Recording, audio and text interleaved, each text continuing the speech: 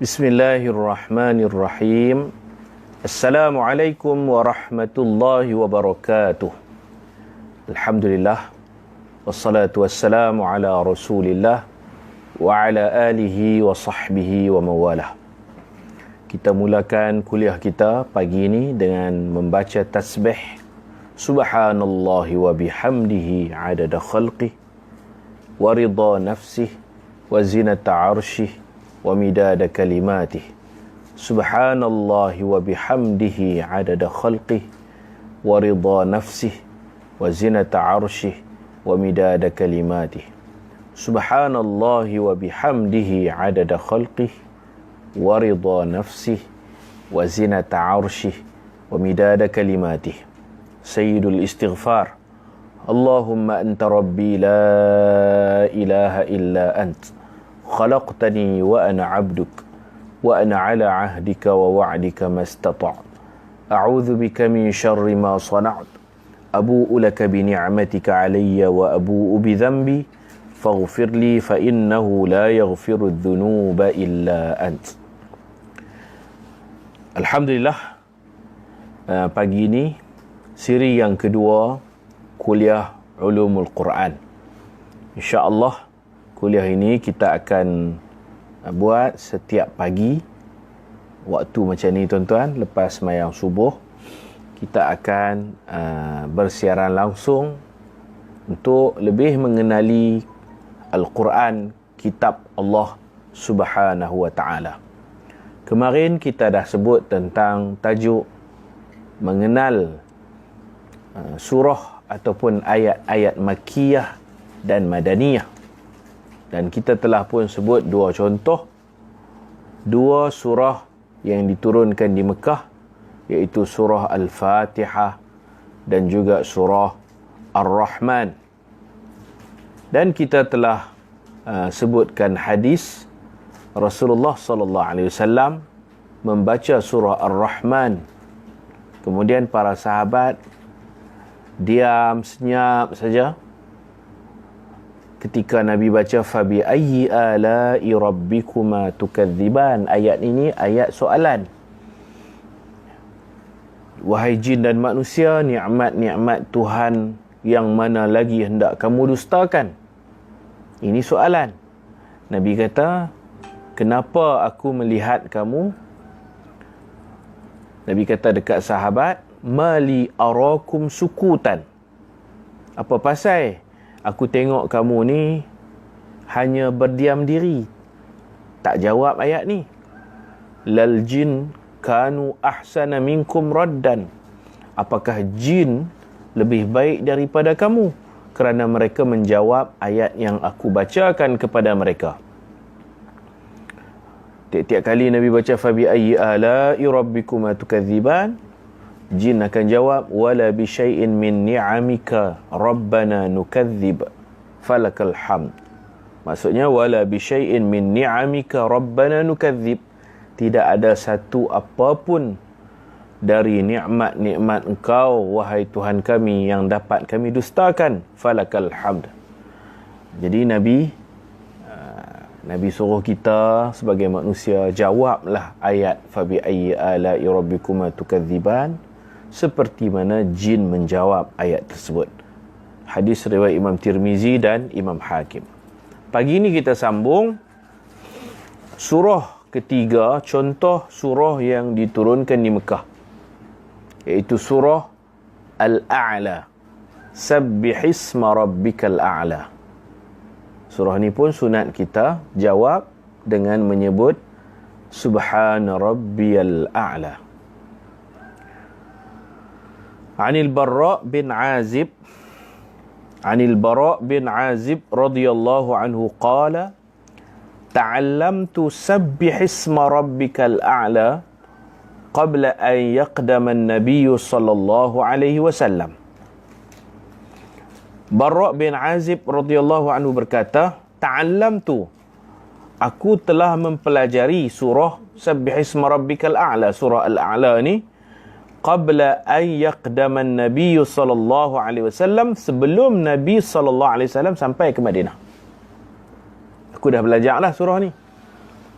Al-Bara' bin Azib, dia orang Madinah. Dia kata Nabi tak hijrah lagi pun aku dah reti dah, aku dah belajar dah, aku dah hafal dah. Dia belajar baca, tajwidnya, sebutannya, fasahahnya, semua dia dah belajar dah dan dia hafal. Sabbihisma rabbikal a'la. Sebelum Nabi sampai. Maknanya surah ni turun di Mekah lagi. Kemudian Nabi kirimkan Mus'ab bin Umair ke Madinah. 2 tahun sebelum Nabi hijrah, Mus'ab dah pergi ke Madinah, dan Mus'ab ni lah yang ajak orang-orang Madinah, Al-Bara' ni di kalangan kanak-kanak, penduduk Madinah kanak-kanak. Jadi dia yang buka kelas mengajak mereka ni baca Quran. Antara surah yang dia ajak dan kanak-kanak ni hafal surah Al-A'la, Sabbihisma rabbikal a'la. Surah Al-A'la ni Nabi baca dalam witir. Rakaat pertama ikut sunnah Nabi, Sabbihisma rabbikal a'la.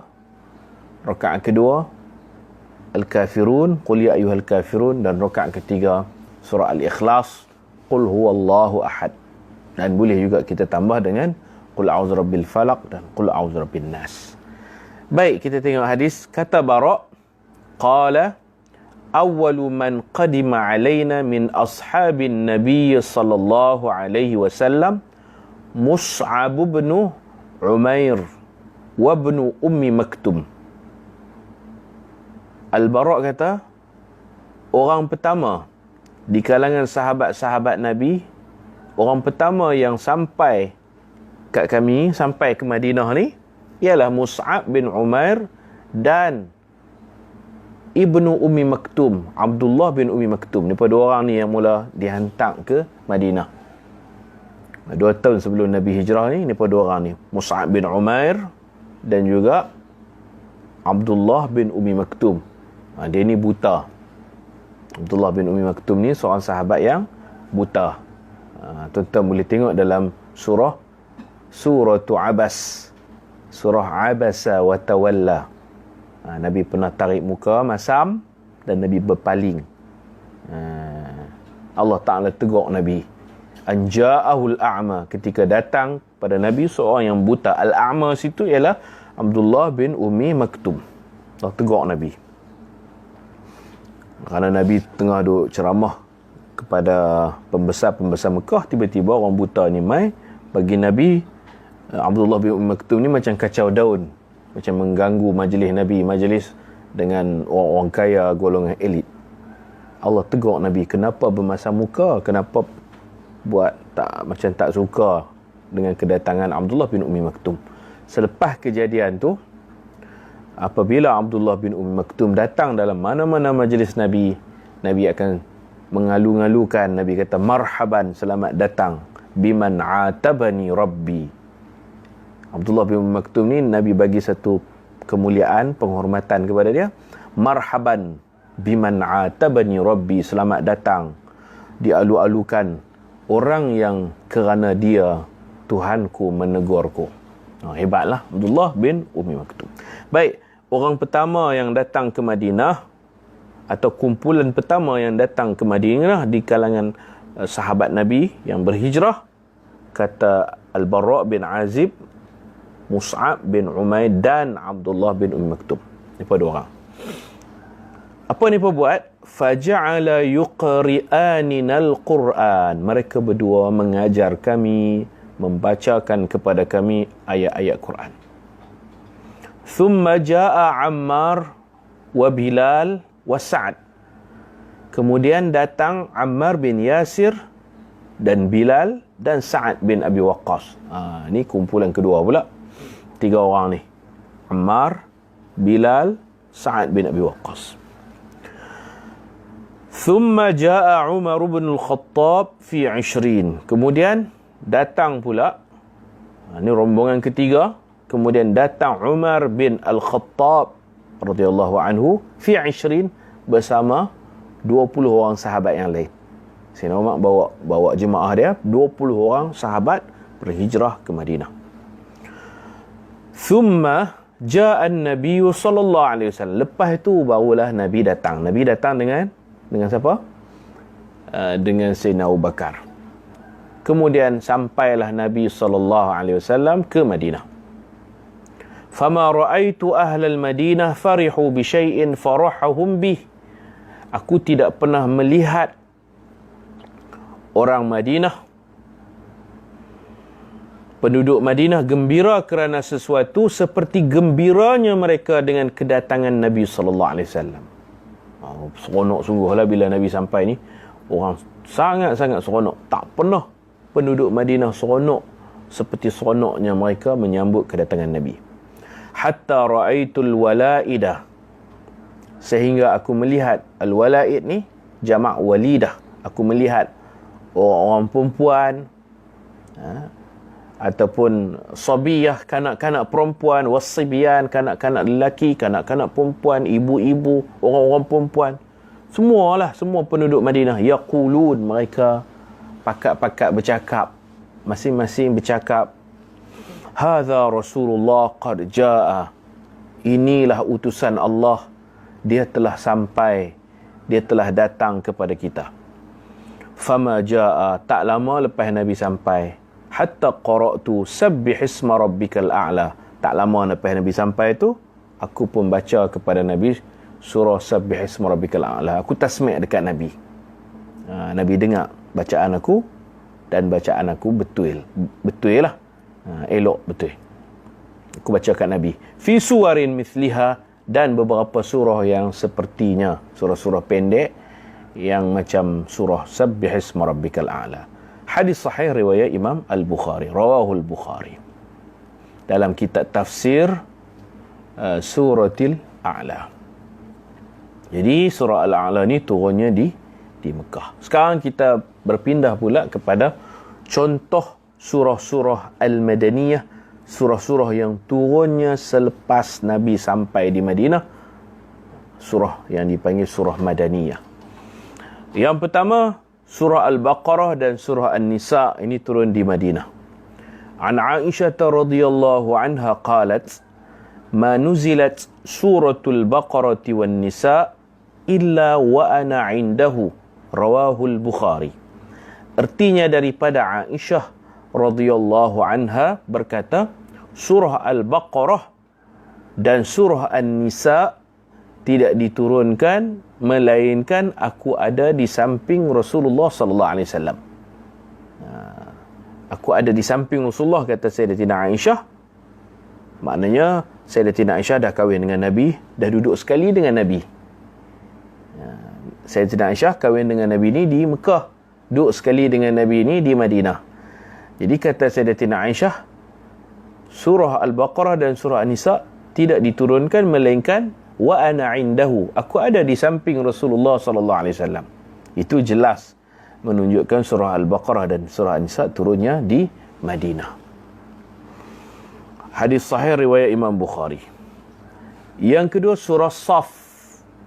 Surah Saf. An Abdullah ibni Salam radhiyallahu anhu qala qa'adna nafaran min ashabi Rasulillah sallallahu alaihi wasallam fatadhakarna faqulna law na'lamu ayyal a'mali ahabba ila Allah la'amilnah. Artinya daripada Abdullah bin Salam. Abdullah bin Salam ni pun orang Madinah. Jadi Imam As-Suyuti dalam kitab Al-Itqan, dia nak bagi tahu satu-satu fakta tu, dia perkukuhkan dengan hadis Nabi. Ini keistimewaan kitab Al-Itqan. Hadis riwayat daripada Abdullah bin Salam. Abdullah bin Salam ni orang Madinah, orang Yahudi, pendeta Yahudi yang kemudiannya memeluk Islam. Abdullah bin Salam ni, dia kisah dia masuk Islam ni bila Nabi sampai ke Madinah bersama orang ramai pakat sambut Nabi itu, dia pun mencelah-celah. Dalam ramai-ramai itu dia dapat sampai ke depan, berjalan merempuh orang sampai ke depan, mencelah-celah sampai ke depan. Dan dia kata, aku tengok ayat muka Muhammad aku yakin. Aku tengok muka dia saja aku dah yakin. Araftu anna wajhahu laysa biwajhin kadzab. Aku tengok ayat muka dia, aku yakin dah, ini bukan muka penipu. Inilah muka Nabi akhir zaman. Yakin. Kemudian dia cuba dekati Nabi, dan dia tanya Nabi beberapa soalan. Seandainya Nabi boleh jawab soalan, tentulah memang dialah Nabi akhir zaman. Ini disebut dalam Sahih Al-Bukhari. Dia tanya 3 soalan kepada Nabi. Dia tanya, tolong bagi tahu awalu asyratis sa'ah, tanda kiamat besar yang pertama yang akan berlaku. Dia tanya Nabi. Nabi kata, baru tadi anifan, baru sebentar tadi Jibril alaihi salam menurunkan wahyu. Kamu tanya soalan ni, jadi saya boleh jawablah pasal Jibril menurunkan wahyu. Bila dia dengar nama Jibril, Abdullah bin Salam ni kata, Jibril ini malaikat yang dibenci oleh Yahudi. Kami orang Yahudi ni, kami anti Jibril. Kalau Mikail tu kami sukalah, Jibril kami tak suka. Orang Yahudi ni bukan takat anti Nabi, malaikat pun mereka anti. Dia pun benci, dia tak suka. Ini disebut juga dalam ayat Quran, man kana aduwwan lillah wa malaikatihi wa Jibril wa Mikal fa innallaha aduwwun lil kafirin. Siapa benci Allah, malaikatnya, Jibril, Mikail, siapa benci malaikat Allah Jibril ni, fa innallaha aduwwun lil kafirin. Ketahuilah sesungguhnya Allah memusuhi orang-orang kafir. Konteks ayat ni diturunkan berkaitan Yahudi benci Jibril. Baik, tak apa. Abdullah bin Salam tanya Nabi soalan pertama, apakah tanda kiamat yang besar? Nabi kata, nar, api ni akan jadi kebakaran dunia. Api ni mula muncul di Yaman, di Aden. Saya dah ceritakan perkara ni dalam kuliah akidah kita sebelum ni. Kuliah pelajar STAM, tuan-tuan boleh tengok dalam rakaman video di Facebook Ma'had Tauji Islami. Api daripada Yaman yang akan membakar dunia, manusia akan lari sehingga ke barat. Kemudian terbit matahari daripada barat. Yang kedua, dia tanya Nabi tentang apakah makanan pertama dalam syurga. Nabi kata, kabidul hut, hati ikan besar. Ikan besar tu, hati dia tu akan menjadi makanan pertama penghuni syurga. Kemudian dia tanya lagi soalan ketiga, kenapa anak seseorang itu ada yang muka mirip seperti ayah, ada yang muka seperti ibu. Nabi kata itu kerana benih persetubuhan tu, jadi ada yang ikut muka ayah, ada yang ikut muka ibu. Jadi bila Nabi boleh jawab kesemua soalan dia pun memeluk Islam. Abdullah bin Salam radhiyallahu anhu. Baik, jadi jelaslah kita nak sebut tentang surah Saf. Apa kata Abdullah bin Salam? Dia kata, qa'adna nafaran min ashabi Rasulillah sallallahu alaihi wasallam fatadhakarna. Kami sekumpulan dari sahabat-sahabat Rasulullah ni, kami duduk, qa'adna fatadhakarna, kami berbincang-bincang, mudzakarah. Apa yang kami bincang? Faqulna, kami kata, law na'lamu ayyal a'mal ahabba ila Allah la'amilnahu. Kami kata, seandainya kita tahu apakah amalan yang paling dikasihi oleh Allah, sudah tentu kita akan beramal dengannya. Kita tak tahu apa amalan yang Allah Ta'ala paling suka. Kalau kita tahu amalan yang Allah paling suka, kita akan beramal. Fa'anzalallahu subhanah. Maka Allah subhanahu wa ta'ala menurunkan surah Saf. Surah Saf bermula dengan ayat Sabbahalillah, a'udzu billahi minasyaitonir rajim. Bismillahirrahmanirrahim. Sabbahalillahi ma fis samawati wa ma fil ard. Telah bertasbih, memuji Allah. Telah bertasbih segala yang ada di langit dan segala apa yang ada di bumi. Jadi amalan yang paling Allah sukai Dia duk sembang dengan sahabat-sahabat lain. Kita tak tahu amalan apa Allah suka. Kalau Allah kita tahu amalan tersebut, kita akan la'amilnah, kita akan beramal. Turun ayat ni, sabbahalillah. Yang ada di langit, yang ada di bumi, ikan, tumbuh-tumbuhan, pokok kayu, semua ni bertasbih kepada Allah. Semut bertasbih. Jadi antara amalan yang disukai Allah ialah tasbih. Jadi turun ayat tersebut, antara sababun nuzul, turun di mana? Turun di Madinah, kerana Abdullah bin Salam ni orang Madinah. Jadi kita bertasbih subhanallah. Kalau waktu pagi ni Nabi ajak Sayyidatina Juwairiyah, bacalah tasbih subhanallahi wa bihamdihi adada khalqih wa ridha nafsih wa zinata arshih wa midada kalimatih.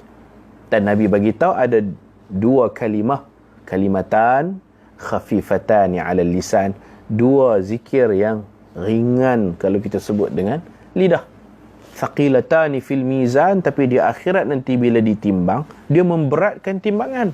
Habibatani ila rahman, dan dua zikir ini dikasihi Allah. Allah suka. Subhanallahi wa bihamdihi subhanallahil azim.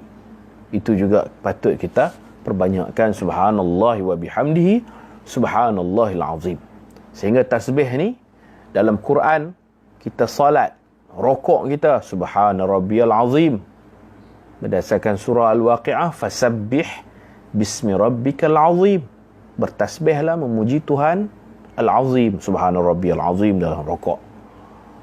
Tadi kita baca sabbih isma rabbikal a'la, Allah syariatkan dalam sujud, bertasbihlah, pujilah Tuhan al-a'la, kita baca dalam sujud subhana rabbiyal a'la. Banyak sirah, banyak lafaz-lafaz tasbih ni, sehingga kan alat tasbih, alat zikir tu pun dipanggil tasbih. Sedangkan alat tu kita boleh guna untuk la ilaha illallah. Orang tak panggil biji tahlil.